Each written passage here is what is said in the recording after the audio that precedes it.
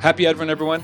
This is Patrick Coffin with the 3 movies, Christmas-themed movies, you must watch before you die.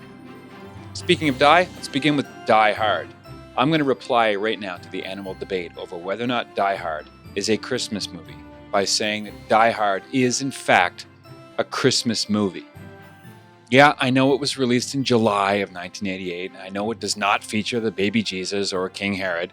And I know that the audience applauding when a lot of people are shot at may seem a little bit out of line with the spirit of Silent Night and We Three Kings. But this movie, directed by John McTiernan, based on a 1979 novel, Nothing Lasts Forever by Roderick Thorp, is the sequel to a 1966 movie, another adaptation, starring Frank Sinatra.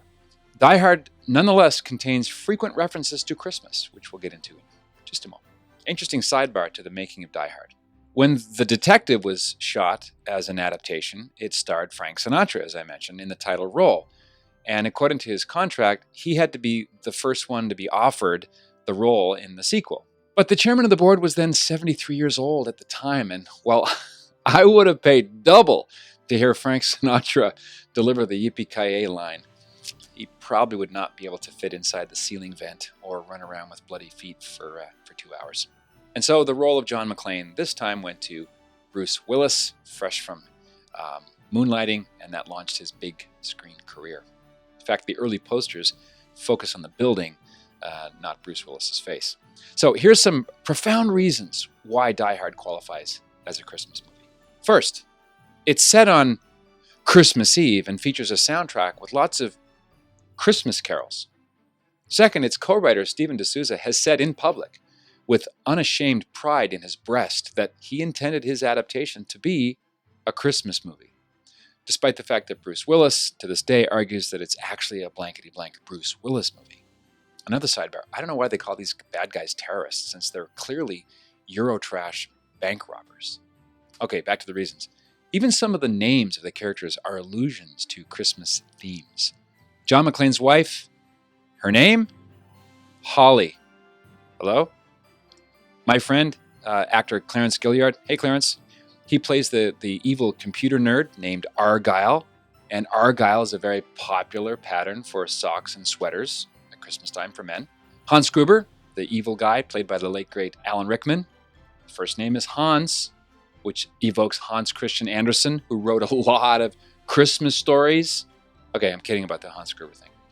But Die Hard is ultimately about a flawed husband who makes a lot of mistakes in a cynical, violent world, who decides to go west on a trek to the City of Angels, we have heard on high, to reconcile with his wife on Christmas Eve.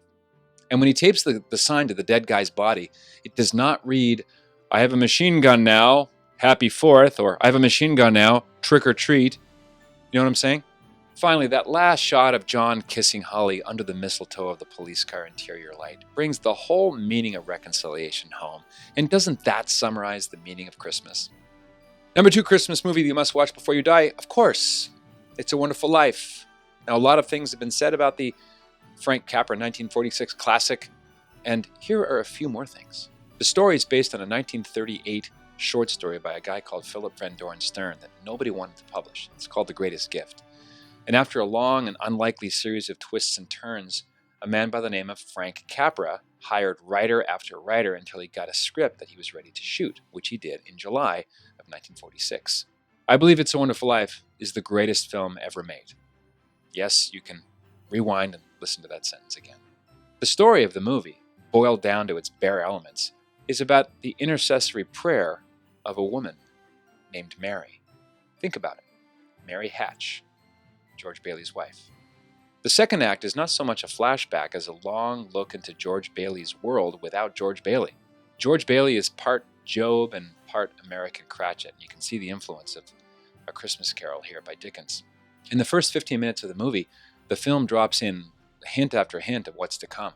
For instance, the opening scene of young George and his friends sliding down the snow hill, remember on their shovels onto the frozen pond, features his brother Harry, he calls him his kid brother, Harry the Scare Baby, which plants the ironic seed of Harry's heroism as a Navy pilot at the end of the story.